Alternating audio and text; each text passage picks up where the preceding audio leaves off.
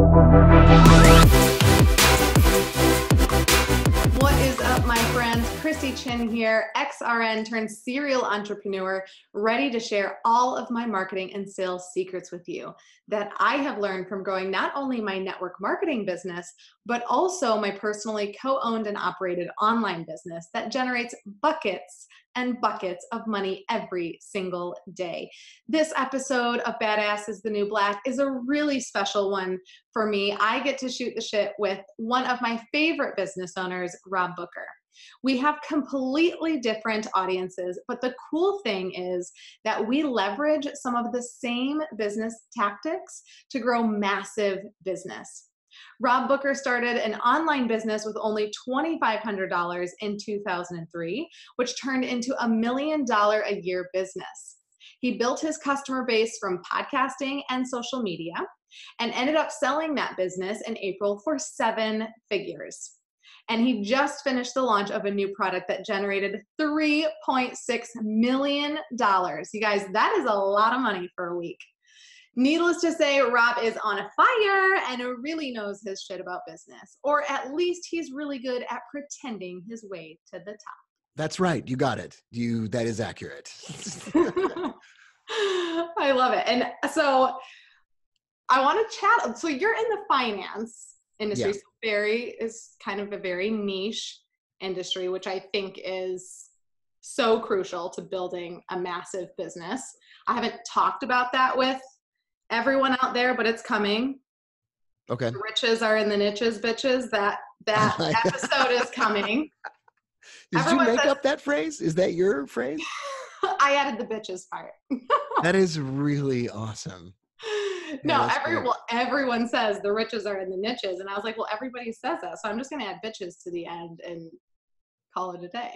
I've never heard that quote at all, but I was listening to your episode the other day, and I remember you were talking about the fact that you associated and hung out with and were online with your avatar for like 2 years before you launched your business. And then you said something along the lines of, this was a really focused, like this was a real niche. Like these were just people interested in building their young living business. And I stopped the car in the parking lot. And I was like, that is so true. Like every time I've ever had an idea and it wasn't specific, it was garbage. But when it was very specific, even to the point of feeling like too specific, it was easier to succeed. Yeah, well, everybody wants to help everybody. But then if you're helping everybody, you're not talking to anybody because you're not speaking their language. So yeah, if you know exactly who you're speaking to, which was, what you do in your business, you're speaking to with traders, right? Yeah. Essentially. So you know exactly who you're speaking to. You know what language they speak. You know how to talk their talk. And so they're like, Rob is talking to me. He's in my head. He knows what I'm thinking. And so then they trust you. And then they want to buy all the things. Hence $3.6 million. Yeah. So I went even more specific over the years. Like it came down to my best customer that I feel like we get each other right off the bat is between 45 and 65 years old. It's usually a man. He usually wants to spend more time with his kids, especially on the weekends when he gets to pick his kids up. And he doesn't get enough time with his kids. He's working for people he really doesn't love. He doesn't have enough saved for retirement. And then I went one more step further into that. And I said, I'm going to focus this financial newsletter explicitly and specifically on emerging market economies. And so it was like super focused this time around. And it was the most successful thing I ever did. Like I knew exactly who I was talking to. And so I just kind of ignored everyone else. I just didn't care. I didn't care if someone else was listening and they're like, well, that's not really me. I didn't care. Like I was like, we're not going to be a fit for each other. And it turns out that because I stood for something very specific, it appealed to even people outside of that age range or gender or financial situation. Yeah, absolutely. Aim for the bullseye. Yeah. And you will pick up people on the outside for sure, hands down. Yeah, you do a really good job of one thing in particular. There's a bunch of things I think you do a really good job of that I admire, but one of them is you're not afraid to be yourself completely. So when I listen to your podcast, it's the same voice that I hear you use when you just speaking to your friends or talking about business. You're very much the same either way. And there's an authenticity gap in the online marketplace where I've got to present myself different than I am in order to appeal to people. I don't want to offend anybody because we're in this major outrage, offensive culture where you say the wrong thing, it gets taken the wrong way. But like you're just kind of out there. You just like you you say what you're thinking. You speak the same language that you would use. You use the same words that you would ordinarily use. You have shit or get off the pot behind you on your bookcase. That's just for you. That's totally just for you. That's hilarious. So I think you do a great job of that. And I think it resonates with people who are building a business in network marketing specifically, where it's like, in order to be successful at network marketing, I've got to make a bunch of excuses for why I'm even doing this in the first place. And I think you're just like, no, you don't have to make any excuses at all. You deserve to be successful and you don't have to apologize to anyone or make any excuses. You just do your thing. You just go do your thing. And well, thank you. It's been a process, and that means a lot that you said that, because even still, I think, are they really seeing like the true Krissi, like the goofy, I curse some, I'm slightly inappropriate in my very sarcastic way? Like, I even still don't feel like my audience is really seeing that, like how I am with you, like, and you bring out that sarcastic, yeah, in me even more. So I'm working on it. Well, so like I know a lot of your podcast listeners and folks who are building a young living business, they don't have a podcast or a YouTube channel or sort of a regular stream of social media stuff going out there to people. But if they were to do that, which would be amazing, there is that first episode of your podcast where you talked about everybody else went skiing and you were sitting in the cabin, and I was fully bawling my eyes out. Right. I was fully expecting the next part of that story to be, and I was just sitting there with my child, just watching the snowflakes coming out the window and feeling so grateful. And then you went a totally different direction. And I was like, that is exactly why people will connect with even someone building a young living business from the ground up. It's like, this is who I am. And I wasn't where I wanted to be. And I'm doing this to get where I want to go. And ambition is so attractive. Like, it's so, like, you can be unsuccessful right now, but reaching for the stars and enthusiastic and confident about it. And then everybody wants to be around you. It's like it's a 100% guarantee that people want to be around that. And I loved that story because you're like, so I did something about it. Like, I wasn't where I wanted to be, so I did something about it. I feel like there's been a lot of times in my life where I was like sitting there like, man, this is not what I pictured my life like. It's not just one time, so many different stages, like a horrible marriage, like this is not what I had pictured for myself. All right, make the hard decision and you leave.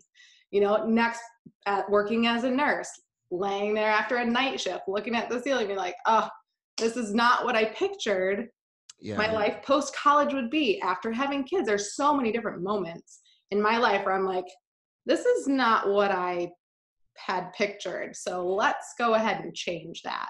Are you still, so your business is successful, and like I think a lot of folks, when we went to the Kajabi conference, and that's where I met you, a lot of people would hear you talk about how well your business does. And you weren't bragging, you were just sort of offhandedly saying, and I got a bazillion members and they're blah, blah, blah, bada boom, bada bing. So, well, it helps that we all got those fancy pins, like the $1 million pin. Yeah, the $1 million pin, that was right. So I wanted to ask you this. I know you're supposed to be interviewing me, but I'm going to interview you, if that's okay. Perfect. For a second. So now that you're at a point where you have help to help you do the things to raise your children in a way that you're really comfortable with. And then you still get to build your business and you get to sort of live the life that you're supposed to be living and do the things you're supposed to be doing. And what is still driving you now? Because you could kind of put the brakes on, hand everything over to other people, and you could kind of just go, see you later, everybody. But you're still driven. Where is that coming from? Oh, that's a good question. I don't know. I just want to help more people. Mm, And so that's even the drive for this podcast. My, Grow Workspace was such a niche, yeah, right. whatever you want to call it, uh, audience. And it was, and I would have people come to me, I'd be at the convention and someone who sews little bags for essential oils, and she's asking me questions about marketing. And I was like, dang, I actually have some good advice. And Right. she's selling a product, totally different, not in network marketing. But because Grow Workspace is not network marketing, I do have that angle of knowing network marketing business and owning your own business with a Right. product or service. And so it was just kind of that revelation of, I could really help even more people outside of just this niche. How am I going to do that?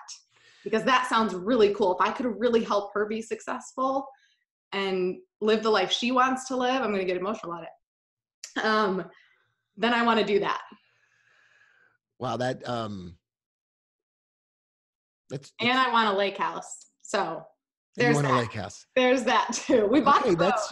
We got the boat. We just need the lake house. You really can't do one without the other. Like if you don't genuinely want to help people, you probably won't get your lake house. Like there is a connection these days between those two. I'm inspired by your desire to help other people, that you feel this sense of excitement when someone that you mentored or coached does something that they never thought they were able to do.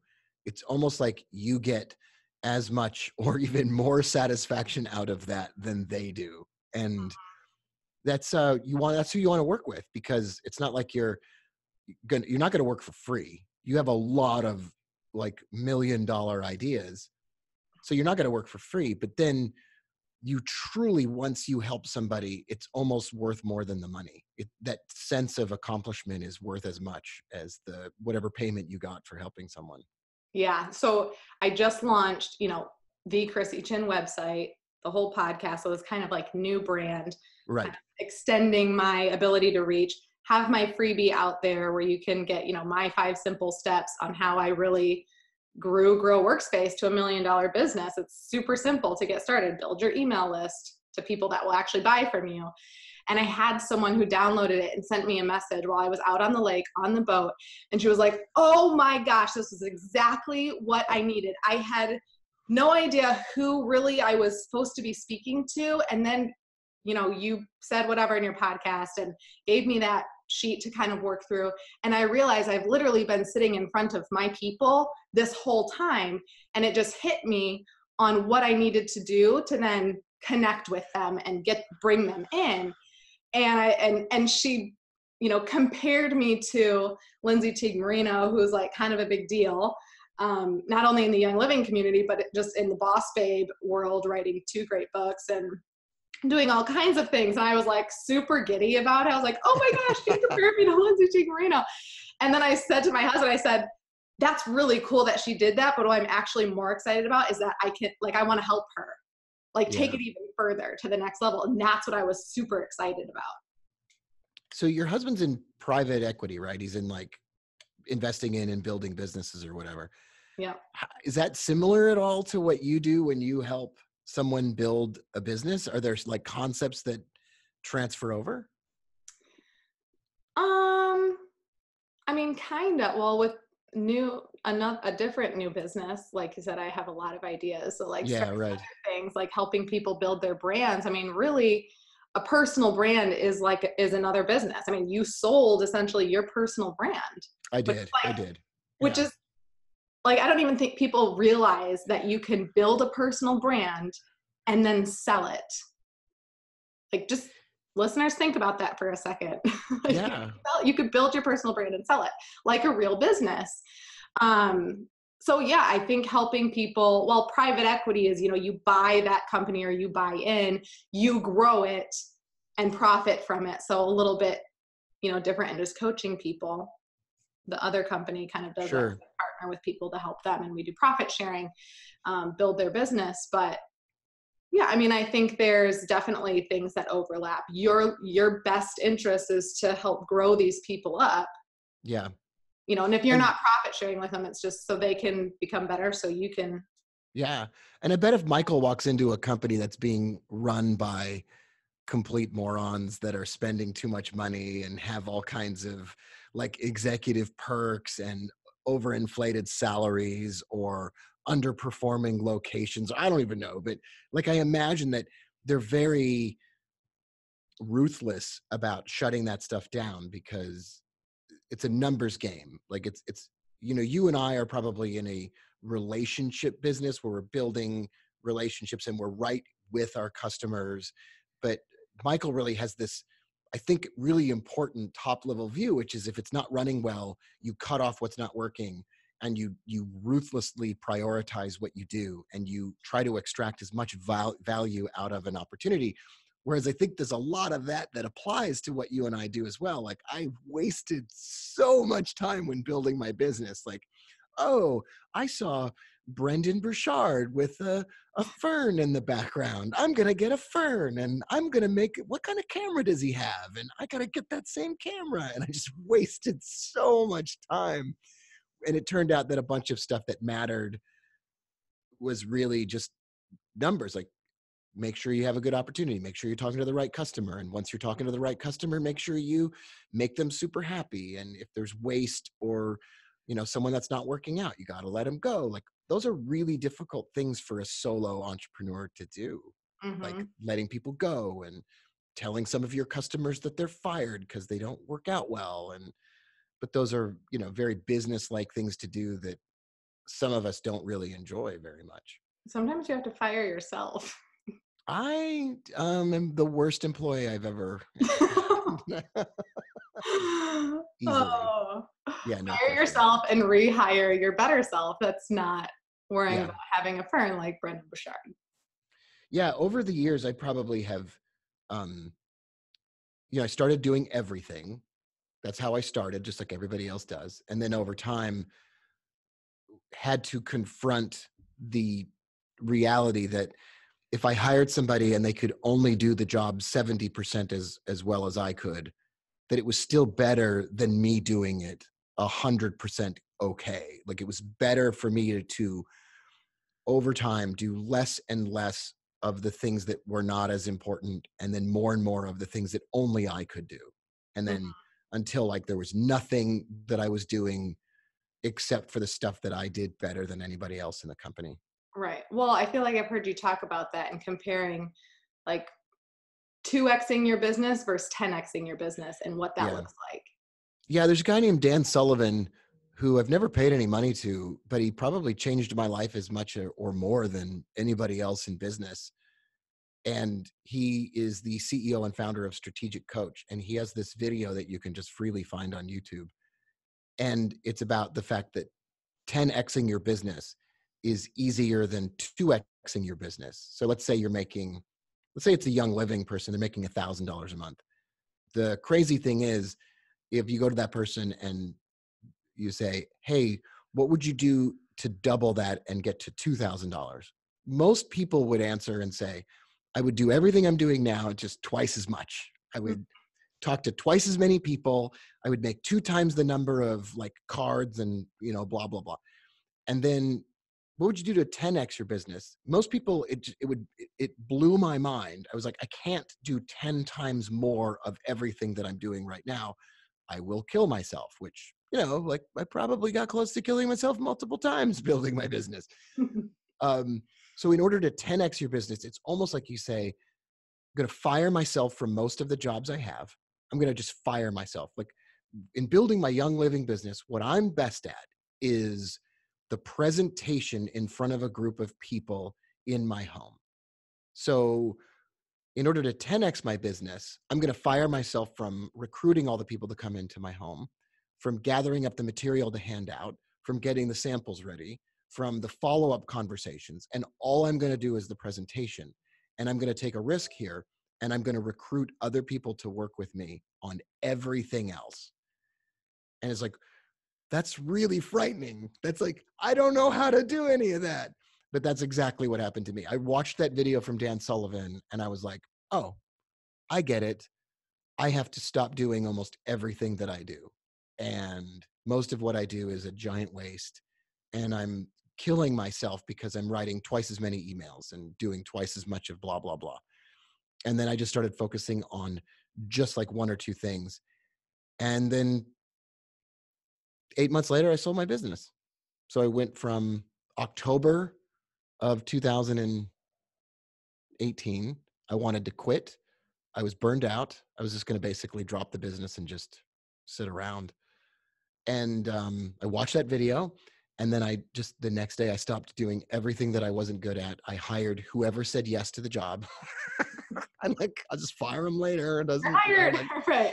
Just like I fire everybody. You're going to do it better than me not doing it. So yeah, exactly. And it changed everything. Like everything got better immediately. And I think that applies to anybody even building whatever they're doing.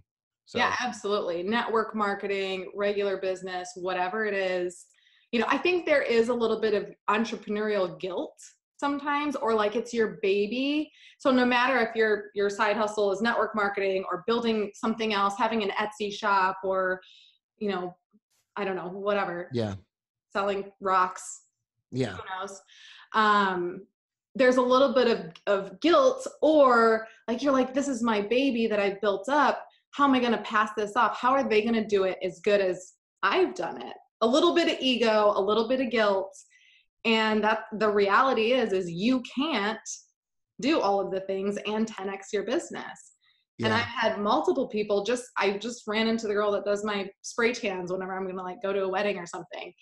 And she was talking about, needing to get her business up and grow it more and, bring more money in. And she's like, but I'm doing all of these things and, but I want to hire it out, but that takes money and I'm not making all this money. And I said, well, you have to hire out the things that someone can do for you that are like $15 an hour things. Yeah, right. You can focus on the things that will generate, 30, 40, all the other income. Because if you're doing the petty little things, you can never scale your business.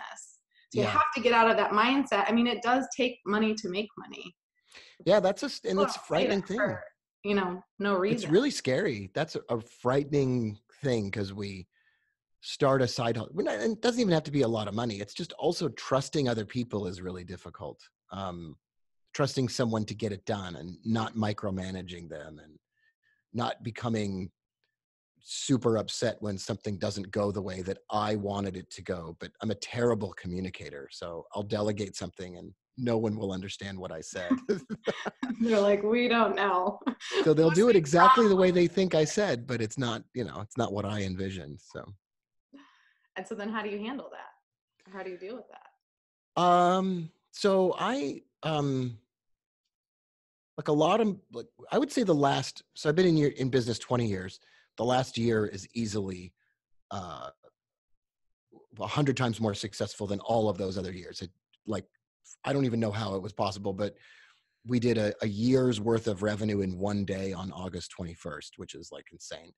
But at the same time, all of it, you can track it back to me, like just taking a business Valium, like letting go of the tight grip on how everything's going to go and being less uptight about stuff and just kind of, like I said, just the second part of that is only doing the things that I know I'm really good at and then just letting the other stuff either not get done at all or not worry about it. Should you have your business set up? Should you have a legal business entity? Should you be running Facebook ads? Should you blah? And I'm like, doesn't matter, doesn't matter, doesn't matter, doesn't matter, doesn't matter. Just like do the one thing I know how to do best and then just hire other people to make sure the rest of that stuff gets done. Agree. My family in-laws husband think I'm crazy because started a new business, two partners, already working with clients, no partner agreement. Right. We have the LLC, no partner agreement. They're like, "You're crazy." I'm like, I'm going with my gut and my intuition. It'll get done, and if we wait until that's done, like we have people to start working with now. Like I'm not waiting. I'm trusting that it will work out. Like I know these are good people, and I know money can, make people do crazy things. Right. But I heard someone else, I don't have no idea who it was, but they said something about they, had like a napkin signed agreement for, Yes. worked with a partner for 10 years before they really had anything official. And it worked out great. And they're still friends and still in business and Yeah. all of that. So I'm just like, that will be my situation. We'll get it eventually, but some Yeah. things have to wait. I mean, I don't know of any like happy marriages that feature people who spent a year drafting a prenuptial agreement. Um, there's an element of impulsivity and creativity that goes into starting a business, especially maybe not managing it once it's up and going. But so my sale of my business was a conversation on Friday, a one-page agreement on Monday, signed on Wednesday, check written. And then I have a friend who spent a year negotiating the sale of his business to a group of folks, and it was a disaster from the day before it was even signed. And it's just a lesson to me, like the only detail that really matters is this business successful, and are you a person of your word, and do you work with people that you can trust? Like, and if those things are true, then like I'm a huge fan of like just not turning all of this, like not ruining all the fun of building a business by being such a tight ass about everything. And I got 19 years in, I was just a bundle of nerves, and I wasn't a good person, and I wasn't a good dad, and I wasn't a good husband, and I wasn't doing a great job. And I was like, I gotta relax. I'm gonna lose everything because I have this like super tight grip on everything, and maybe I just need to relax and watch a movie on Tuesday mornings. And like I took yesterday off. We just took the kids out of school, and I just blew the whole day off. So Oh my God, that's like us. Michael, we're about to get like letters from school or someone yeah, notified of like, we took Avery out of school the second week. So like, we're like, it's still lake weather. Like we've got this boat, like we're going up to the lake. We're teaching him some physical fitness activity. yeah. I think there's a myth that building your business is about like 20-hour days, um, and it is about a commitment level, and it is about getting all the important stuff done. But the list of really important things is actually pretty small. And I wasted just like 5 years in the middle of building my business that were just no fun at all. Didn't make a lot of money. I worked harder than ever. I got like a really low return on the investment of my time. Uh, Zero emotional happiness out of it. It doesn't. So, there's got to be an element of having fun and being creative and being kind of impulsive about it, and not worrying about the details, and not getting so wrapped up in that stuff, and maybe just doing like the one thing that you're best at, whatever that is. Like I said, giving the presentation in your home, and then sharing revenue with your friends who recruit the other people, or whatever it is. Like get good people around you, and then just turn it into a game. Like have a great time with it. I think that's solid advice. Focusing on the things that you love to do Mm-hmm. and then hiring out the rest. I think I maybe talked about that in episode 2. I think you're probably Yeah. just taking content from me and resharing it probably. Yes. Yeah, I'm probably just repeating everything that you said. I don't really know. I Play to will your say, strengths, not your weaknesses. No. But it's so true because then work doesn't become so crappy because you're doing the stuff that you're good at, which we yeah. feel good about the stuff we're good at. I don't like Yeah. doing the stuff I'm bad at. Makes me feel shitty. Me too. That's a very true statement. I also, 20 years in, have recently come to the conclusion that I know less than I thought I did, and maybe don't know anything at all. And like we had this really, really giantly successful promotion after I sold my business, and I got a cut of that revenue, and it was a major success. Like a lot of things went well, and I still can't, like, I still can't believe that so much stuff that I thought was important for so many years played zero role in anything that went well. And I got like, this is weird, but I got this giant lack of confidence after it happened. I was like, oh my gosh, I don't think I know anything about business at all. Like, this is crazy that it just came down to, I did a ton of social media advertising before the launch, and we hired a copywriter, one of the best in the world. We got lucky enough to work with this guy who became a really close friend and even moved out to Houston. And it was like those two things. Like, I did a ton of social media advertising the way that I used to talk about it being important to do, but I really didn't take it to heart until this time around.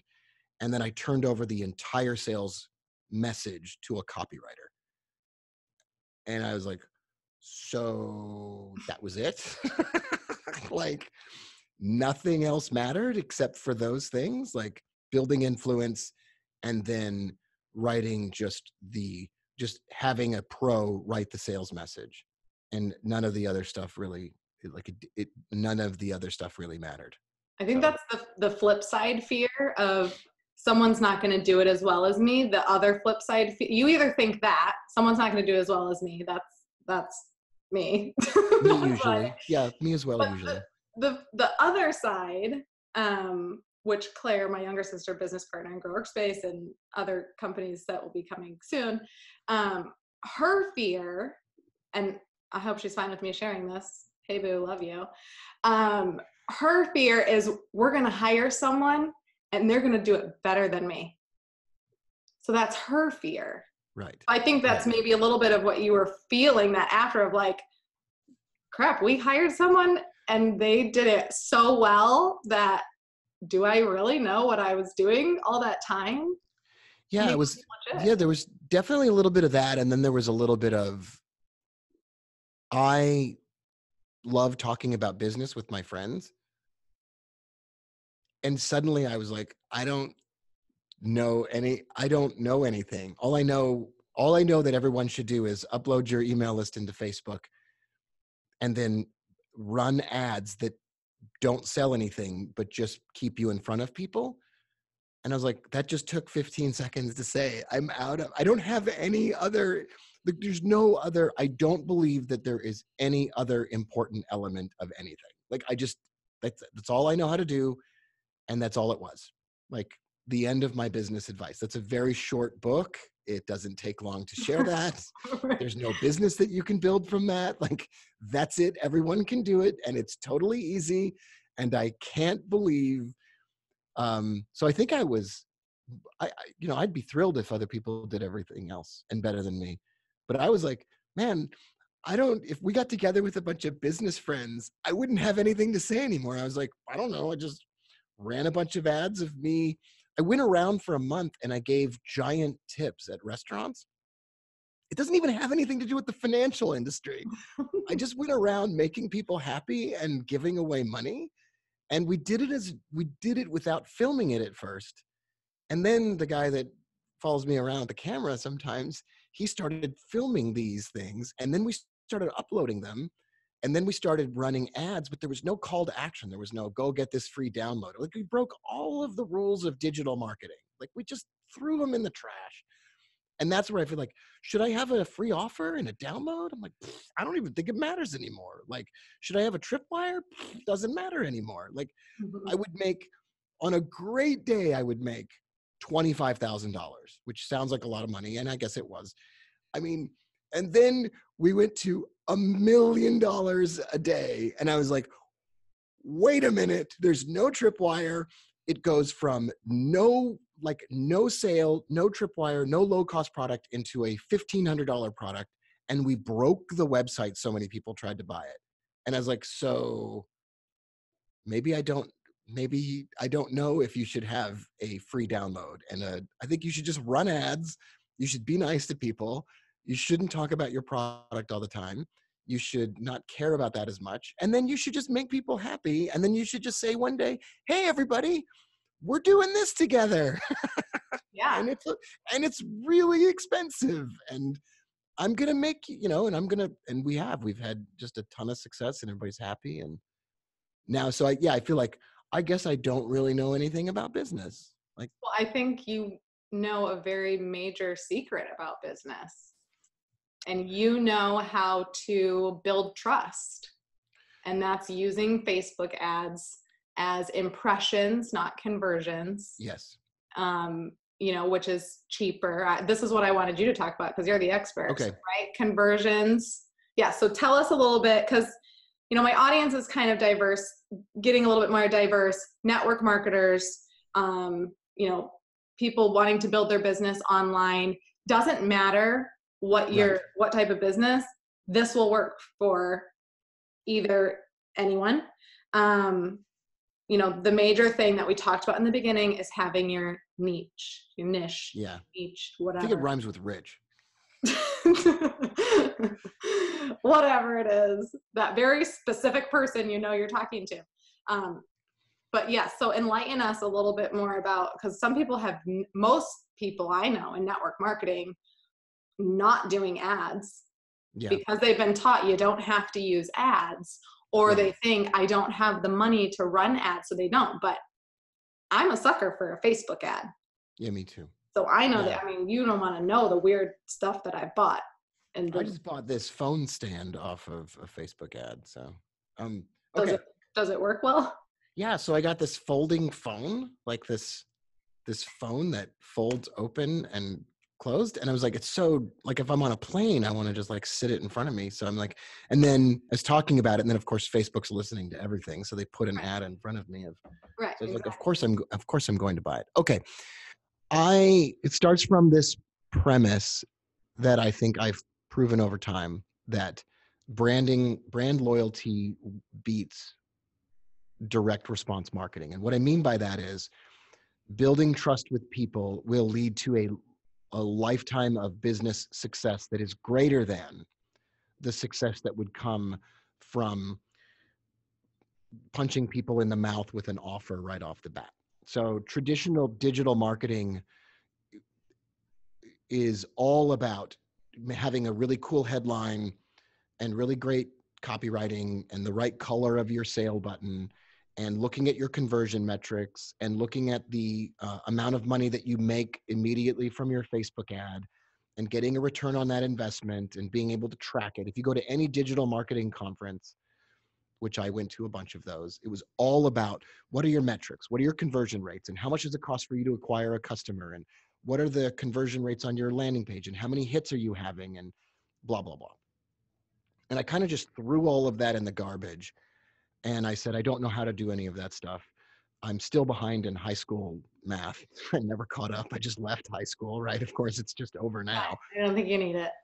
So what I did was I started, and also the other thing is, if I don't tell people about what I'm doing, how are they ever going to want to buy from me if they don't even know what I do? So there's all these things like, and now, whatever.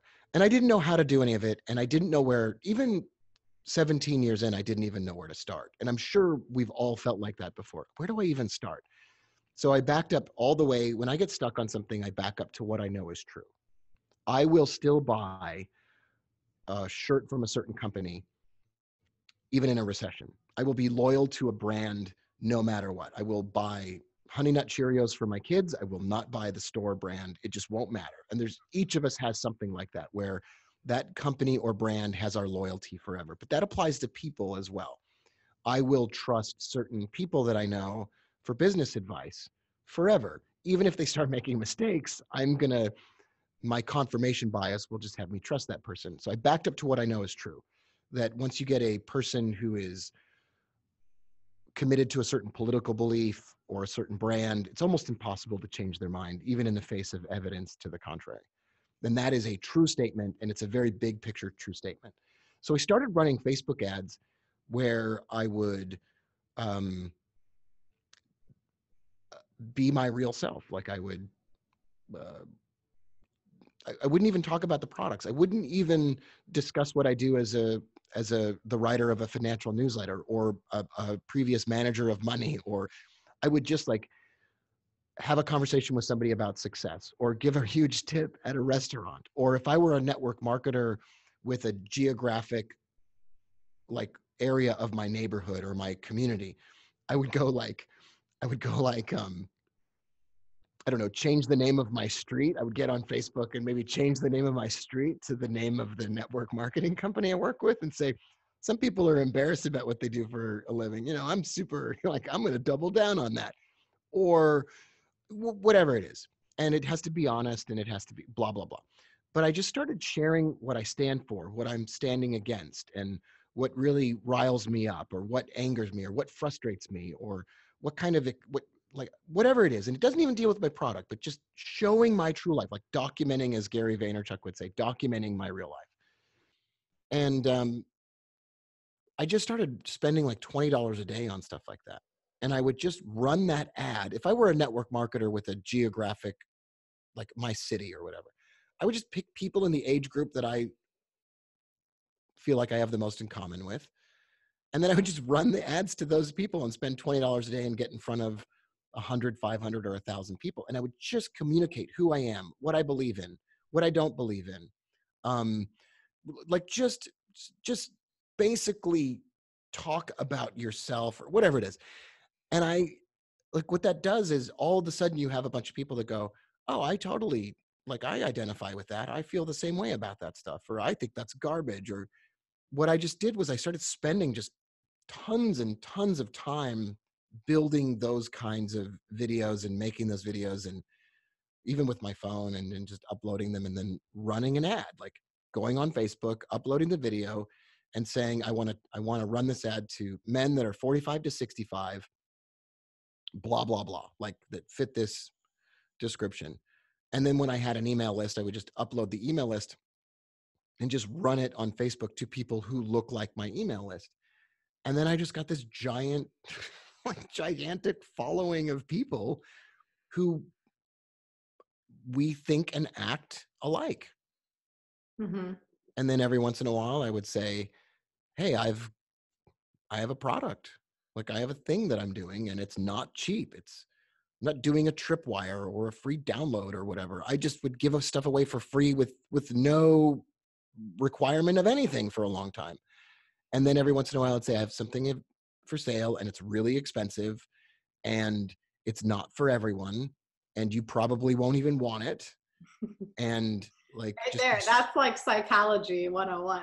Oh, I don't, I think I do want it. You're you telling me I can't don't want have this. Yeah, you can't have this. And it was my way of saying because it was the truth. I don't care if you buy this. And if you buy it, um, you'll buy it because we think alike, it. Mm-hmm. not because this product has some characteristic or makes some super giant promise to you that's out of control. So, but let's say for instance, you came to me and you said, hey, I'm doing this new network marketing company and it's all about dog leashes or whatever. I'd be like, I know you as a person, Krissi, and I trust you.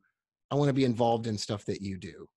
I don't do it because it's like I can see the I could see the potential of dog leashes to like nobody does young living because they believe in oils. They do it because they're trusting someone that they got to know enough to follow them, and they like that person's one step ahead of me where I want to be. I'm going to go ahead and attach myself to that person and ride along with them, and I trust them that they're going to help me. So you could talk all you want about the growth of essential oils or the growth market of network marketing or the potential to have a downline that's a certain size. But all that really matters is I trust this person. They took the time to get to know me and my goals and my situation.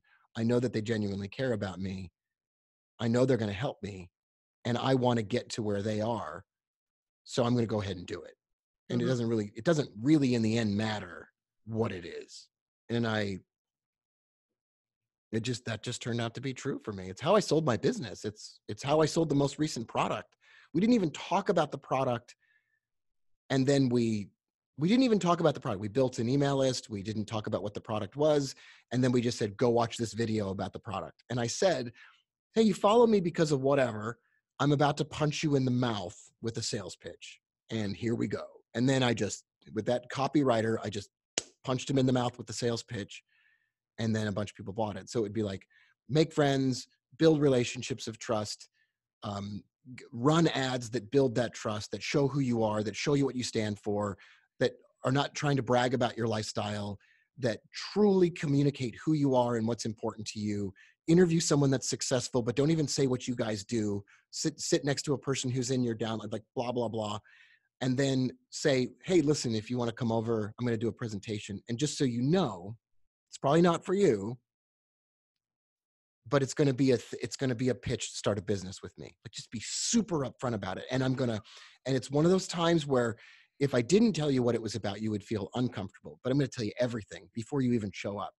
It's how I got to where I am. It's how I'm getting where I want to go. It's probably how you can get where you want to go, but it's a business thing. It's a thing. And you're going to sit in my house, and then everybody sits there, and we all know what it is. We all know what's coming, and everybody's guard is down, and you've taken the time to build the trust. So no one thinks you're in it for the wrong reasons.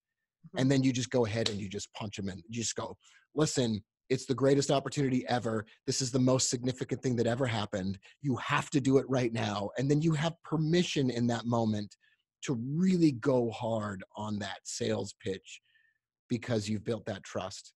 And then at the end, you go, you take it or leave it.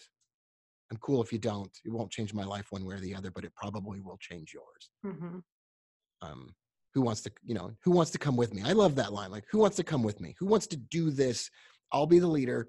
There are no leaders today in the world. Nobody wants to take the lead. So I'm the leader. I'll take that role. Let's go do this together. So I don't know. That just sounded like a bunch of I don't know. That's another thing that I learned is it's very hard to describe what I did because it's not formulaic. I think it kind of is. Oh, good. I'm glad to hear that. I think it totally is. You find out who you're speaking to. So you have to pinpoint that. You have to create your, avatar, your ideal client. So right. You got that. Men, this age range, whatever all the criteria that you put. You built trust by letting them get to know you. You are honest. Yeah. About everything. And so they trust you even more. And then you give them the sales pitch. Like that's the formula. You're authentic, you're honest, show them who you are. Same thing as being authentic, whatever. Yeah. And you're ambitious. Like, you don't apologize for your ambition. So I have friends in the same line of business that I'm in that like show a Lamborghini or show their fancy car or show themselves on a boat with a bunch of Swedish supermodels or some weird thing like that. And I would just basically talk about like, I just blew it today. I made a huge mistake, or, and you couldn't even tell what I did. And I just think that the world is shifting to, we know that most people are faking it on social media.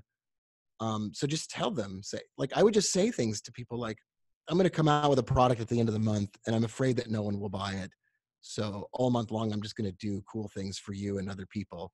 And I'm hopefully going to build enough karma up that when I have my sales pitch, you'll listen to it. Like, just tell people the truth. Like all the way, just tell them the truth.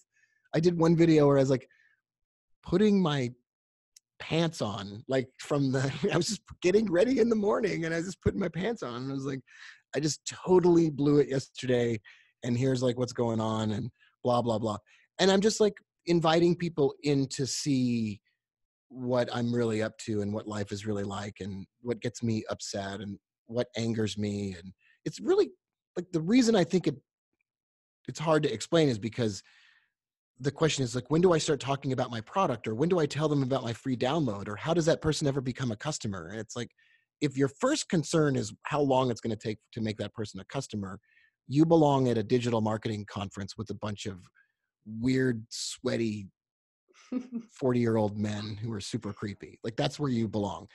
But if you really want to build a business and have a good time and build trust and enjoy it every step of the way and look your customers in the eye, then assume that they're all going to want to be customers. And that's not the most important thing. Like, listen, I know you're all going to want this, but first let's build some trust. Like, you can't have it yet. I don't know you well enough. Mhm. Um, so I've heard about someone doing that where someone kept asking them about the business, and they just happened to be in network marketing. They kept asking them about it and she kept kind of ignoring them, yeah, and sure. like just went back with asking them more questions about themselves, and just kind of kept ignoring. And then finally they're like, okay, stop, you have to tell me. And so she's like, okay, fine. That's And really they cool. jumped in. But it was like, she didn't, we always talk about like, don't word vomit on people and be like, we get so excited about the things we're excited about. And then we just want to tell everyone. And it's just not the best way to make the sale. Yeah, that's a really good point.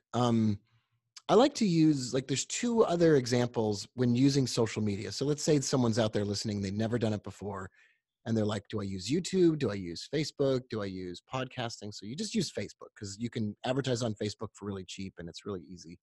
And so let's say I'm walking into my office and I'm coming up the stairs and I see someone for the first time coming into the office building as well as, and and they stop me on the stairwell and they say, hey, do you want to download this free magazine? And I'd be like, that's the weirdest thing I've ever heard.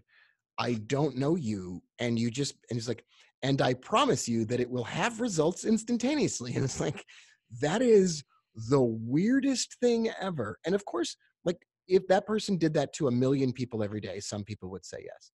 But imagine this, a different scenario. Every day I walk up the stairs and they say, hey, good morning. Hey, good morning.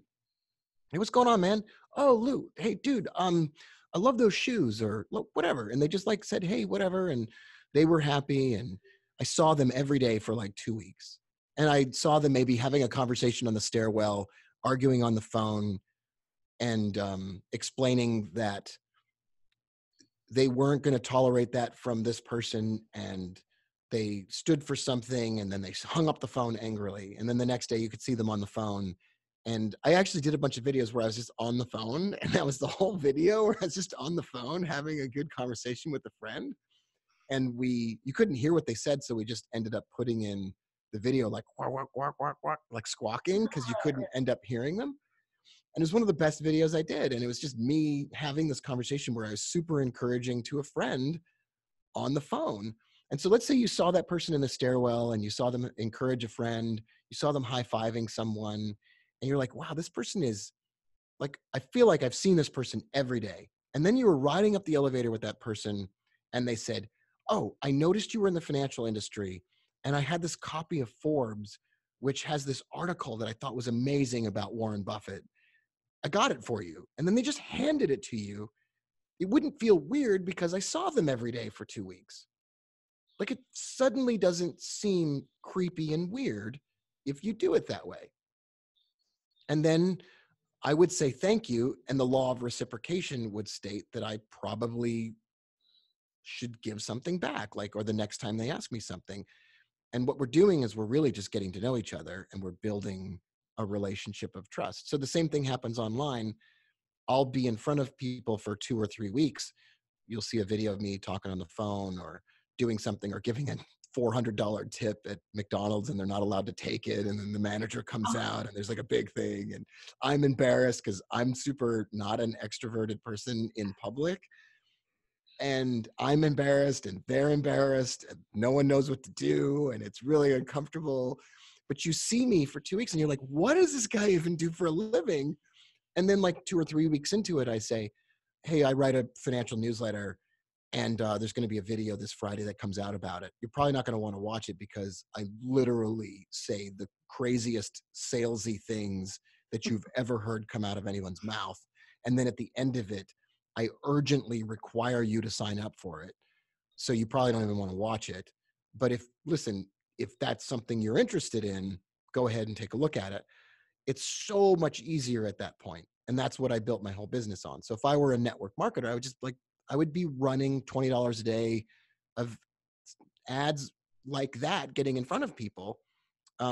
to do that. And I think the reason, this is the second part, the reason I think people like Casey Neistat were successful on social media, or Gary Vaynerchuk is successful on social media, has less to do with their schedule for uploading or upload every day or whatever, and has a lot more to do with the fact that it's hard to accuse that person of having an ulterior motive.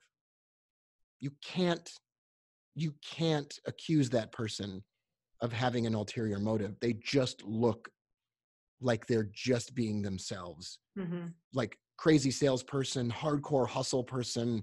It's people hate those people. They do have their detractors, but it's hard to get away with arguing the point that those people have some kind of ulterior motive. And you have to lower everyone's guard around you. You have to sort of set the bar lower. Unless of course you're just selling, a commoditized widget on Facebook, which doesn't require any of this. Like that doesn't require any of it. But we're talking about relationship building, long-term business relationships, asking people to trust you. And I think that's what you have to do now. You have to get to the point where there's no way anyone could accuse you of having an ulterior motive. You truly are in this whole thing to help people. Going back to what you said at the very beginning. And if you're not, you need to check yourself. If you're just about the sale, you need to check your mindset and figure out why. And if it's because you can't pay the bills, I get it, but you're not going to be successful just going after the sale. It's all about relationships, no matter what. Today and age, I mean, it is. It's all about relationships, no matter what business you're in. Networking, whether it's network marketing or some other business, you're networking. I mean, with you, we met at Kajabi. My biggest one tip for meeting people and building relationships, go to a summit where your people are, that has a hotel bar. Yeah. Knock a few back, get that liquid courage going, and start chatting. That's how we met. And we instantly formed this little group. Graham was already on. We met him at Kajabi, and he was super excited, by the way, that he got to be on before you. On Badass is the New Black podcast. He deserves to be on the podcast before. I wanted to ask you before we leave, you're in the financial world and industry. Yeah. A recession is bound to happen at some point again. Yes. Is this the time to be focusing on your side hustle before that happens? What are your thoughts on that? Or you leveraging Facebook ads right now or online to just grow your audience? What are your thoughts on all that? So I started my business 20 years ago in a recession, and then I kept it during the next one, during the financial crisis of 2008 or whatever. So two things come to mind. One, it's going to happen as of the day we're recording this. This will probably be one of the days we look back on saying this marked a day when, like this day right now is probably marking the day when a lot of us can look back and we hear in the news like, oh, it was October, I don't know ever what day it is. October 3rd. And this marks the day when we saw the financial markets kind of show that a recession is here or inevitable. And that's now, like that's happening right now. So that is true. And that's going to present a ton of great opportunities for people.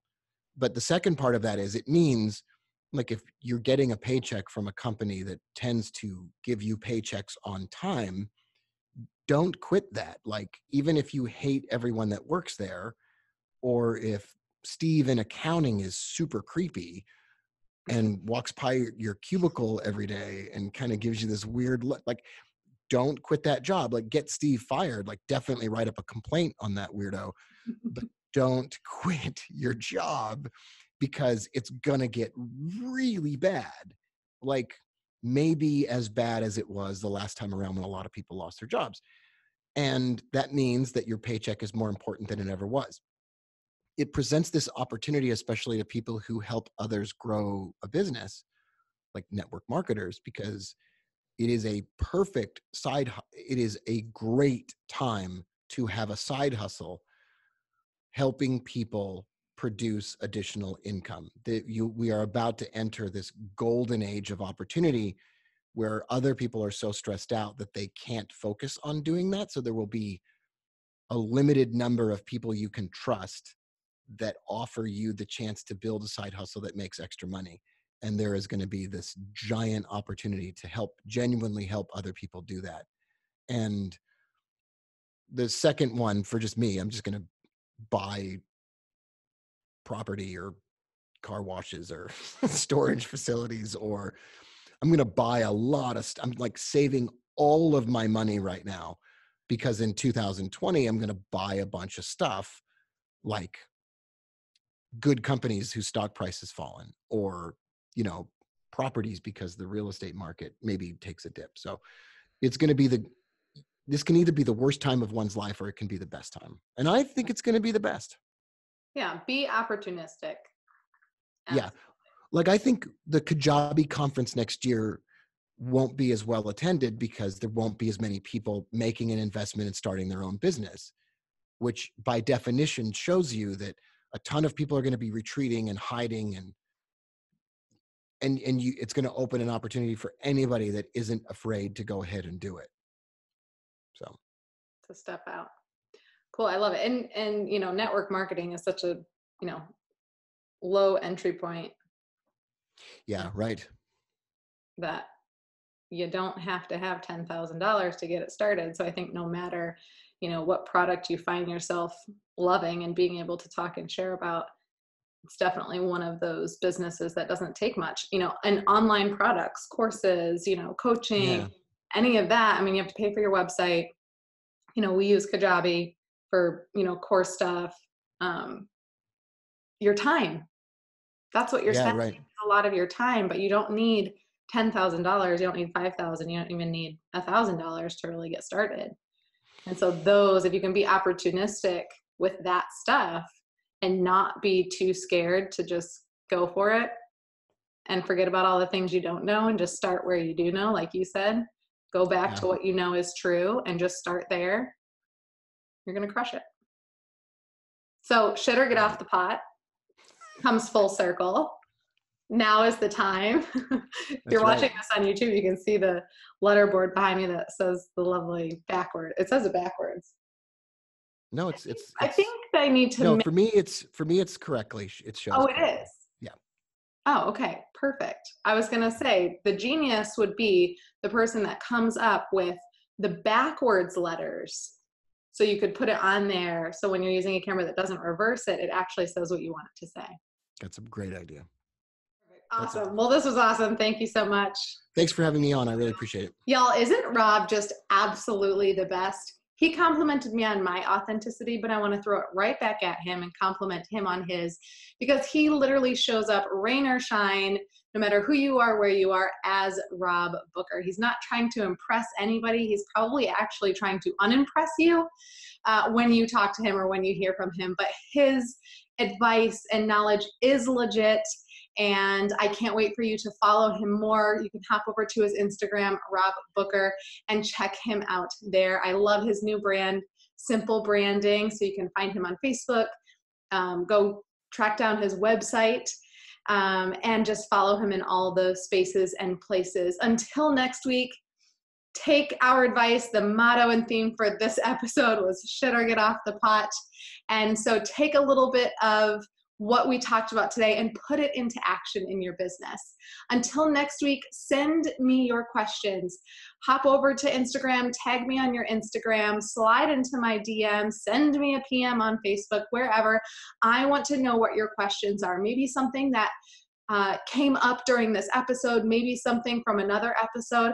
I want to hear what your questions are so I can come back and answer them for you.